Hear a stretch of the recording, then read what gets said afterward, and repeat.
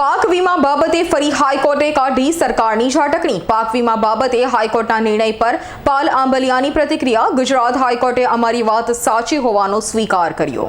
સરકારને ગુજરાત હાઈકોર્ટે કહ્યું છે કે તમે જે રિપોર્ટ કર્યો છે, તમે જે ટેકનિકલ કમિટી બનાવી છે, આ કમિટી પ્રધાનમંત્રી પાક વીમા યોજનાની ગાઈડલાઈનમાં જે 4 કમિટીઓ છે એ પૈકીની નથી।